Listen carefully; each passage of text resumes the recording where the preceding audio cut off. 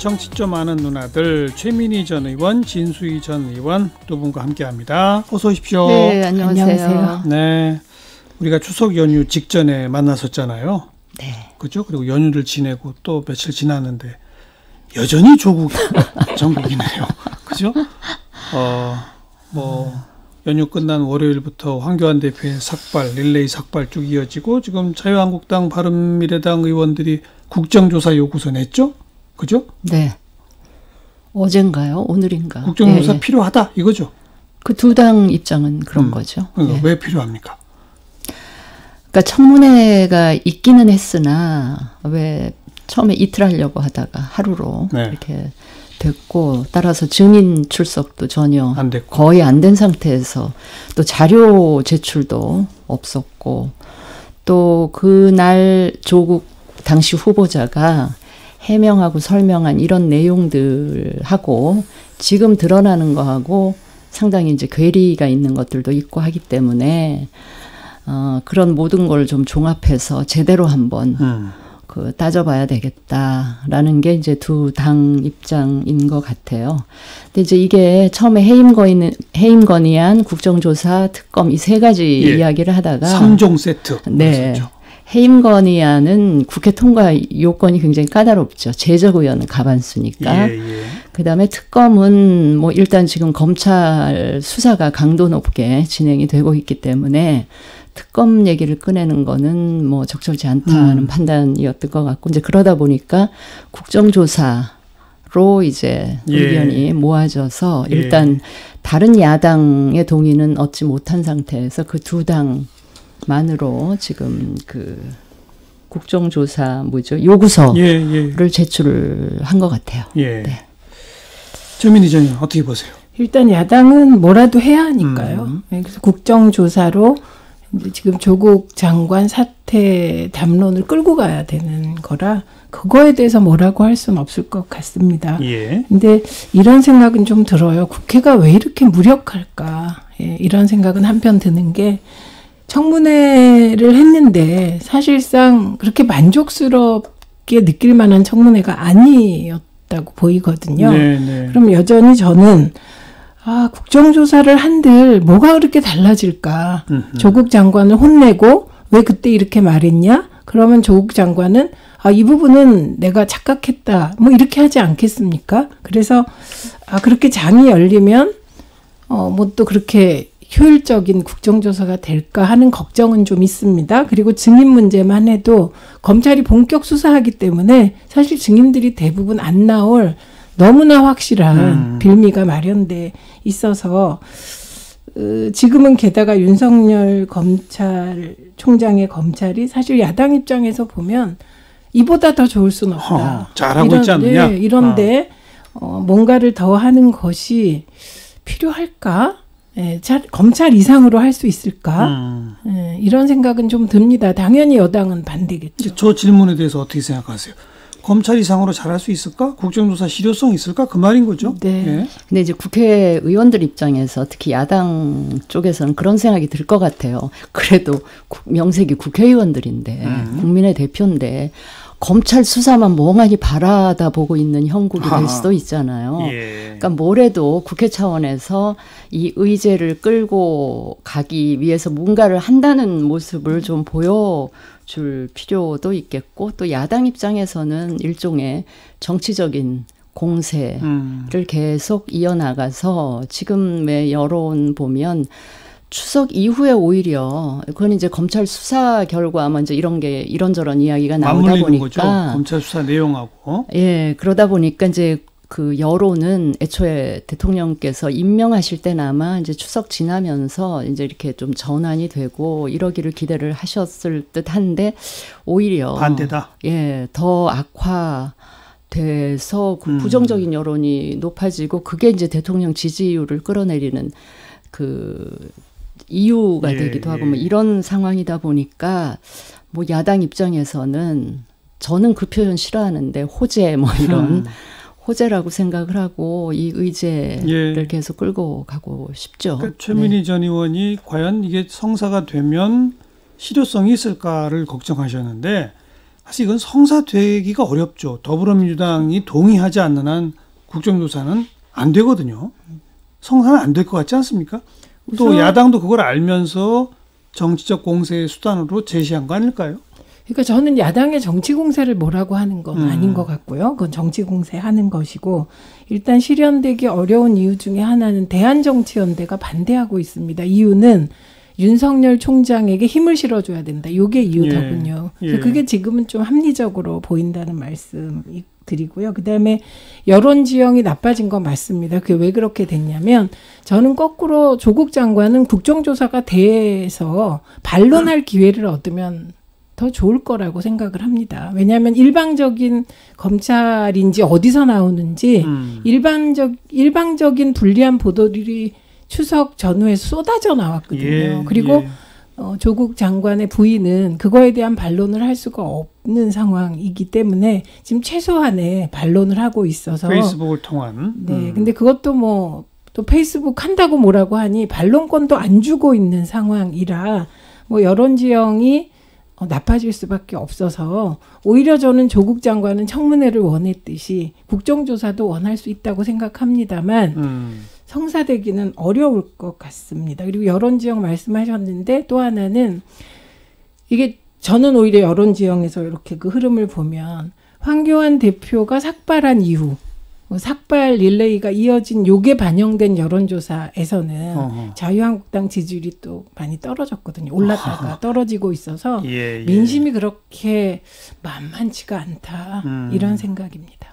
뭐 내친 김에 릴레이 삭발은 어떻게 평가하시는 거예요? 그러니까 지금 여론조사 지지도가 오히려 떨어졌다는 걸로 지금 일종의 평가를 하신 거네요. 그러니까 말씀하셨듯이 추석 이후에 자유한국당 지지율이 큰 폭으로 올랐었습니다. 35% 중반대 이상으로. 그런데 삭발하고 난 이후에 오히려 그만큼 오른 만큼 다 빠져나갔거든요. 그러니까 국민들은 어쨌든 올바른 투쟁 방식이라고 안 본다.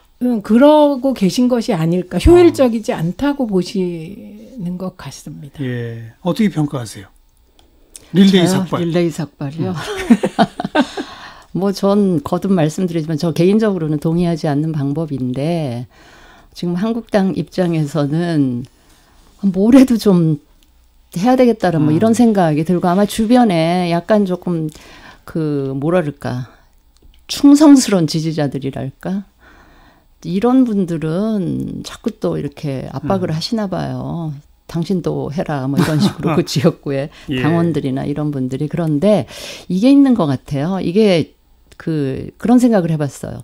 이게 효과가 있는지 어떤지는 이제 나중에 좀 따져봐야 될 일이고, 일단은 임팩트는 있어요. 이게 시각적인 효과, 충격 효과 이런 거는 있기 때문에, 그게 이제 최근에 들어서 이제 미디어 정치 시대가 오면서 만들어진 하나의 미디어 정치의 산물이랄까. 그래서 왜 국정감사 때도 뭔가 이게 시각적으로 뭔가를 보여주면 일단 언론이 보도를 하잖아요. 뭘 들고 나타나죠? 네, 그다음에 요즘 사람들은 이 텍스트로 읽는 것보다는 그림으로, 이미지로 그걸 받아들이기 때문에 이게 이제 많이 남는 거예요, 머릿속에. 그리고 한참 시간이 흐르면 그 인지도라는 것도 나쁜 인지도도 있고 좋은 인지도도 있지만, 시간이 흐르면 왜 저 사람이 내 머릿속에 각인될까 하는 건 별로 안 남고, 일단 그 사람 이름과 모습은 남아있는 이런 효과도 그것도 있거든요. 부수적으로 노린다. 네, 뭐 그런 게 있지 않을까. 그냥 저 나름대로 한번 생각을 해봤는데, 이게 어느 지점에 가서는 뭐 끝나지 않겠습니까? 당내에서도 이제 더 이상은 아니고 좀 그 투쟁 방식을 바꿔야 되는 거 아니냐 뭐 이런 얘기가 나온다니까요. 네. 지금 이제 국정조사 요구에 이어서 자유한국당은 법적으로도 조국 장관 직무정지 가처분 신청도 하겠다. 이건 어떻게 보십니까? 뭐 저는 할 수 있는 걸 다 하겠다. 뭐 하시면 야당은? 되고, 그건 또 이제 법원의 판단을 지켜보면 되고 이런 거라고 생각합니다. 근데 삭발에 대해서는 그럴 수 있겠다 이런 생각이 들어요. 이미지 정치. 이미지 정치. 근데 삭발한 이미지가 과연 좋으냐. 좋은 이미지일까? 나쁜 이미지로 남을까? 네, 좀 별개의 문제인 것 같고, 어쨌든 지금까지는 제가 보수적인 분들도 그 삭발한 이미지, 그 이미지가 좋다는 분은 없는 것 같아요. 되게 이제 과거에는 노동자들이 처절한 투쟁을 할 때 삭발하잖아요. 그런데 그때도 사실 언론이 그렇게 호의적이지 않았거든요. 극단적인 투쟁 방식, 심지어 빨갱이로 매도하고 그랬거든요. 그러니까 그게 이렇게 오버랩 되지 않을까요? 근데 언론이 주목하는 것은 맞죠. 어쨌든 뭐 본인들이 선택한 것이고 그 결과는 뭐 본인들이 또 감내할 수밖에 없겠죠. 근데 아무튼 당분간은 계속 이 공방이 이어지겠죠. 조국 장관 사퇴하라. 뭐 좀 더 지켜보자. 그렇죠. 예, 그게 지금 26일부터 뭔가 이제 시작이 되잖아요. 대정부 질문. 예, 대정부 질문 그리고 이어서 이제 국정감사가 되는데 아마도 대정부 질문도 온통 조국 이슈로 각 부처 장관한테 다 조국 이슈로 그 질문을 할 것 같고 국감도 마찬가지 상황이 되지 않을까 싶고 그 26일 대정부 질문 시작되는 날까지 한 일주일 정도 남았거든요. 일주일 정도는 지금 머리 깎고 뭐죠 요런 게 그 아까 저기 직무정지 가처분 신청을 한다든지 요런 약간 장애투쟁 비슷한 식으로 가고 이제 대정부 질문부터는 이제 원내에 들어와가지고 가열차게 또 투쟁을 하지 않을까 싶은데 그 직무정지 가처분 신청하는 건 아마 이런 이유 같아요. 한국당에서는 장관으로 바른미래당도 마찬가지 오신환 대표나 이런 분들은 그 장관으로 인정할 수가 거죠. 없는데 자꾸 이제 이렇게 역할을 하고 다니고 내일은 뭐 검사와의 대화도 한다 그러고 뭐 당정 협의하고 뭐 이런 뭐 또 조 장관 입장에서는 또 민주당 입장에서는 그런 일들을 해야 되겠죠. 일단 장관으로 임명이 됐으니까. 뭐 그런 의도에서 그렇게 하는 것 같은데 저는 오늘 제가 개인적으로 왜 오늘 또 국회에 와가지고 정동영 대표, 조배숙 원내대표 평화당 쪽 사람들을 만났잖아요. 박지원 의원도 또 만났다고. 박지원 네. 그런데 저는 평화당 그 두 의원 만날 때 정동영 대표는 지금 사회적 형벌을 받고 있는 거다. 사회적 형벌이라는 용어를 쓰셨더라고요. 그걸 조 장관들이 인정을 하고요. 그 사회적 형벌을 받으면서도 나는 이제 나한테 주어진 일을 하겠다. 그 일을 통해서 그래도 국민들 마음을 조금이라도 그 좀 누그러뜨리고 돌릴 수 있었으면 좋겠다. 먼저 이런 취지의 얘기를 하는데 요 며칠 국회에 와서 그 각 당의 지도부 만나면서 조 장관이 보여준 그 태도나 표정이나 이 전체 이미지가요. 너무 당당하지를 못한 거예요. 뭐 그럴 수밖에 없다. 로우키로 일단은 가야 되니까 그런 건 인정을 하는데 이해는 되는데 대한민국의 법무부 장관이 저렇게 국회에 와서 당당하지 못한 상태에서 고개도 제대로 못 들고 이렇게 정면 잘 못 바라보고 이런 걸 보니까 이게 제가 뭐 이 정파나 이런 걸 다 떠나서 이거는 아니다 싶으면서 굳이 저렇게까지 하면서 저래야 될까? 막 이런 생각이 들어서 오늘은 제가 다른 이유로 되게 좀 마음이 좀 안 좋았어요. 제 솔직한 심정이었어요. 어떤 화면을 보셨는지 제가 본 화면은 되게 예의 바르고 여전히 미남이고 여전히 아주 스마트한 분이었습니다. 다만 지금 아무래도 야당을 찾을 때는 되게 로우키로 하는 것이고 그게 예의라고 생각하는 것 같았습니다. 저는 뭐 자유한국당의 저 태도는 대통령의 인사권을 부정하는 거라고 봅니다. 왜냐하면 당시에 임명 여부를 물었을 때 여론 지형이 4대 5 정도였거든요. 반대가 5, 찬성이 4였고 임명 직후에 여론조사에서는 또 찬성이 높아지기도 하고 뭐 이렇게 왔다 갔다 했습니다. 그런데 야당이 반대하고 이런 상황에서 대통령은 임명하시겠다고 결정하면 그것에 대한 정치적 책임을 대통령이 지는 것이죠. 그래서 대개는 임명하고 나면 일단 장관으로는 인정을 하죠. 그런데 인정 안 하겠다. 이거는 저는 자유한국당 굉장히 대단하시다. 아주 대단하시다. 이런 생각이 듭니다. 그리고 대통령에게 임명권이 있는데 내각으로 장관으로 임명을 했는데 우리는 인정 안 하니까 뭐 교섭단체 대표연설은 오지 말고 대정부 질문할 때는 와 이런 요구를 어떻게 할 수 있을까. 적어도 성인들이 이런 생각을 많이 하게 되고 저희가 과거에는 진보가 되게 예의 없다 이런 얘기를 많이 듣고 보수는 인간적 예의라든지 품격을 중시했는데 요즘 자유한국당 보면 보수가 사실 저는 속으로 그런 보수의 겉으로 드러난 품격이 되게 괜찮았는데 그것조차 없어져서 그게 막 조국 장관을 앞에 놓고 인격적으로 막 모독하는 걸 보면서 우리 보수는 이제 뭐가 남았나 그런 좀 근본적인 고민을 혼자 하고 있습니다. 가정법이지만 검찰 수사가 더 진행되면서 이제 구속된 고촌 조카와 그 부인과의 돈 거래 관계 등등이 더 드러나고 그것이 소환 조사 이어서 기소, 추가 기소. 아까 이제 사문서 위조 기소는 이미 돼 있습니다만 그것과 또 별개 건으로 금전적 관계에 의한 기소 이런 등등까지 이어진다면 그 상황은 어떻게 되는 겁니까? 여전히 조국 장관은 관계없는 겁니까? 어떻게 되는 겁니까? 아니요. 우선은 사문서 위조 기소권은 굉장히 무리한 것으로 그리고 검찰 스스로 자신의 공소장을 뒤집고 범행 수법에 대해서도 몇 번을 뒤집었기 때문에 저는 뭐 이 부분은 신뢰하기가 좀 어렵고 이번에 얘기한 것도 추가적으로 되는 것. 네네. 추가적으로 뭐 금전관계 띄어붙였다 이런 것도 무리한 얘기 같습니다. 제가 해보려고 그래도 안 되더라고요. 그 조작이 사문서 위조가 못 띄어붙이고. 그거 말고 그다음에 금전적 관계도 제가 지금까지 취재한 바에 따르면 그건 굉장히 무리인 것 같습니다. 그리고 지금 언론 보도가 그 한 언론사가 서로 막 이렇게 막 충돌하는 보도도 나오고 갑자기 10억이 어디서 나온 10억인지 하나의 10억이 왔다 갔다 하기도 하고 WFM 10억이 웰스 CNT 거기에 10억이라고 하기도 하고 막 지금 난립니다. 그래서 저는 검찰이 빨리 수사를 끝내야 한다. 이렇게 언론이 충돌적인 보도를 하고 헷갈리게 하고 무조건 뭔가 많은 것 같이 하는 이런 상황은 검찰이 빨리 끝내고 정말 물증이 있으면 빨리 끝내달라. 그게 국민들도 덜 피곤하신 길이라고 봅니다. 최민희 전 의원이 지금까지 취재하고 기사 난 것들을 종합 분석해 볼 때는 정경심 교수한테까지 가는 건 아니더라.